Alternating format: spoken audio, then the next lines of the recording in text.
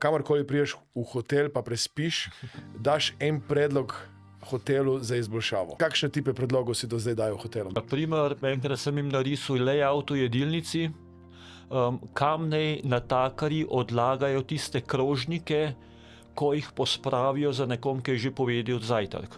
Oni so pobrali 5 krožnikov in so se sprehodili do kuhne in so se 4 minute ali pa 5 minut prišli nazaj prazni. Ti si takoj videl proces, ki je tam v hotelu, in vidiš izboljšavo in...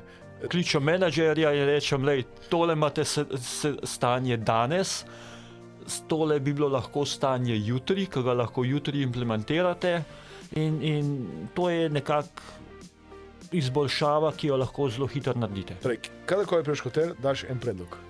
To je moj target oziroma moj cilj že zadnjih 15-20 let. Zdaj, nekateri ljudje to sprejmejo z spoštovanjem, zahvalo.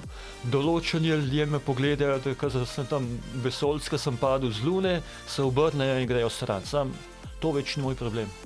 Izboljšava je tam, če jo želijo uporabiti, jo uporabijo, če ne, ne. Večina izboljšav je brezplačnih oziroma zelo majhne investicije. Kot primer, če je zavesa v sobi v 5-zvezdičnem hotelu strgana, jo je treba zamenjati. To je povezano z investicijo.